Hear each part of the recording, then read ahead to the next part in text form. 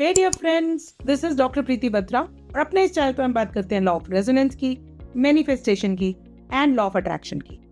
आज हम बात करने वाले हैं एक सीक्रेट जो कि मैनिफेस्टेशन का बहुत बड़ा सीक्रेट है। ठीक है, हम हमेशा इस चीज को समझ के चलते हैं कि मैनिफेस्टेशन जो है ना कोई वुडू साइंस है, यानी कि कुछ ऐसा जो हमको समझ में नहीं आता। बट एक्चुअली मैनिफेस्टेशन है क्या? Manifestation is the way of life. The way you expect your life to be, your life will become like that. ठीक है, इस चीज को हम समझते हैं कॉन्सेप्ट से। से फॉर एग्जाम्पल एक एक बिजनेस ओनर को लेते हैं और उसके पास में लेट्स से 100 पीसेस का ऑर्डर आता है। ठीक है, अब उसको पता है, यानी कि उसको ये मालूम है कि उसको वो 100 पीसेस का ऑर्डर एक टाइम पीरियड के अंदर कंप्लीट करके पकड़ाना है, राइट? अब वो जो उसकी एक्सपेक्टेड रियलिटी है उस टाइम पीरियड के अंदर की, वो ये है कि मुझे इस 100 पीस के ऑर्डर के लिए अगर मैं इसको स्टेप डाउन करूं, यानी कि अगर मैं लास्ट लेवल से स्टार्ट करूं कि अगर उसकी डिलीवरी डेट लेट्स से 2 महीने के बाद है, तो 2 महीने से 10 दिन पहले तक मेरी जो प्रोडक्शन है वो कहां तक पहुंची होगी, फिर उससे 10 दिन पहले तक कहां तक पहुंची होगी। तो आप उसको ना स्टेप डाउन करते हो, इसको हम बैकवर्ड थिंकिंग कहते हैं। ठीक है, तो बैकवर्ड थिंकिंग करके ना आप अपना प्रोसेस चालू करते हो कि इतनी देर में यहाँ से यहाँ तक प्रोडक्शन पहुंचेगी, फिर उसके बाद यहाँ से यहाँ तक पहुंचेगी, फिर क्वालिटी कंट्रोल होगा, एटसेट्रा एटसेट्रा एटसेट्रा, राइट? तो यानी कि आपने अपने एंड रिजल्ट को माइंड में पहले से एस्टैब्लिश किया और उसके बाद वहां से उसकी बैकवर्ड थिंकिंग स्टार्ट की। और जब बैकवर्ड थिंकिंग करने के बाद में आपने उसका एक स्टेप वाइज स्टेप प्रोसेस तैयार किया।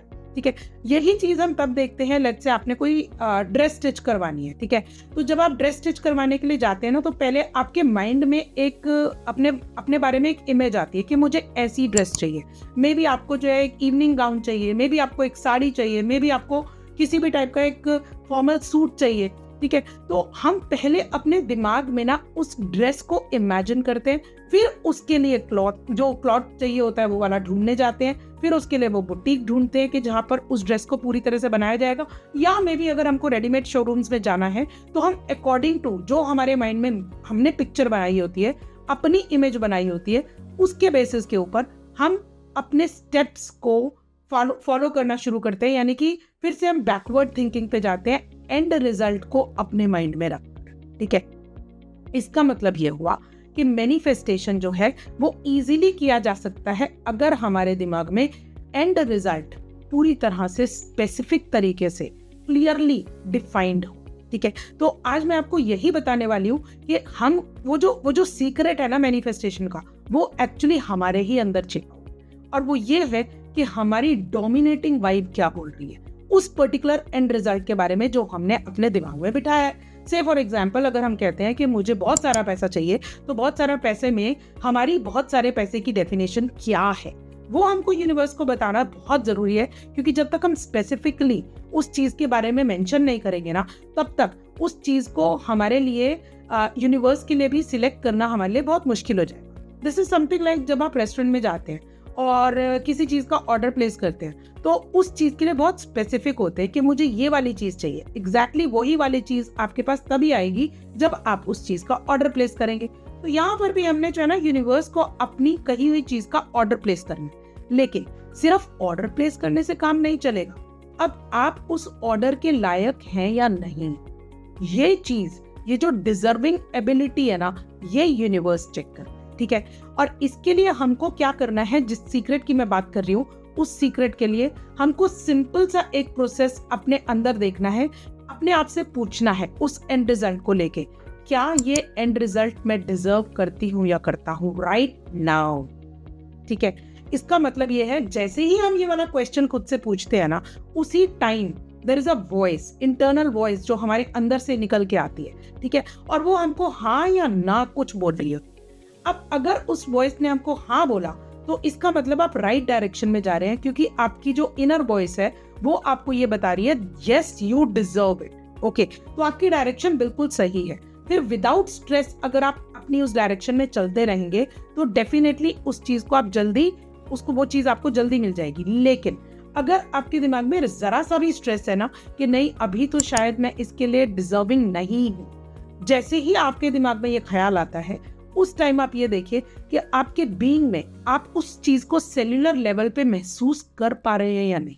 सेल्यूलर लेवल का मतलब ये है कि हमारी बॉडी जिन सेल्स से, जिन टिश्यूज से बनकर मिलकर बनी है ना, वो सारे सेल्स और वो सारे टिश्यूज आपके फेवर में हैं या नहीं, इस चीज के ऊपर फोकस करना बहुत जरूरी है। दिस इज समथिंग लाइक अगर आप एक इमोशन में हैं, लेट्स से हम बात करते हैं सैड इमोशन की, या फिर अगर हम बात करते हैं एक एंगर इमोशन की या एक फ्रस्ट्रेटेड इमोशन की, तो जब आप उस बीइंग में होते हैं ना, उस इमोशन के अंदर होते हैं, तो आपका एक एक सेल, आपका एक एक टिश्यू इस बात की गवाही दे रहा होता है कि आप उस इमोशन में एक्चुअली हैं, एंड बिकॉज ऑफ विच आप उसी टाइप की सिचुएशंस क्रिएट करते हैं, राइट।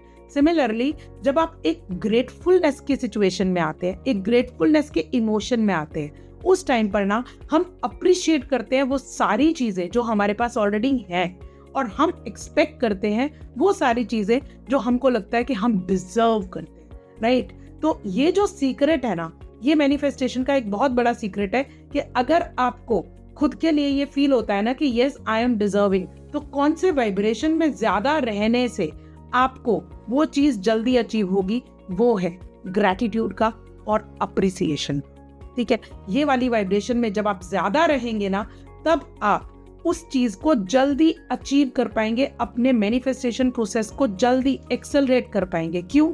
क्योंकि अब आप एक स्ट्रेस के इमोशन में नहीं आ रहे। से फॉर एग्जाम्पल आपने ऑर्डर प्लेस कर दिया है और वेटर जो है ना वो लेके आने वाला है, अब इन बिटवीन आप स्ट्रेस में आ जाते हैं कि यार इससे तो अच्छा मैं कुछ और ही ऑर्डर कर लेता या कर लेती, इससे तो अच्छा जो है ना जो बाकी लोग खा रहे हैं मुझे वही कर लेना चाहिए था, ये तो बहुत देर लगा रहा है मेरे ऑर्डर को प्लेस करने के बाद में, मेरे पास में आने में भी बहुत टाइम लग रहा है। अब हम क्या कर रहे हैं ना, हम एक फ्रस्ट्रेशन के इमोशन में घुस रहे हैं, ठीक है।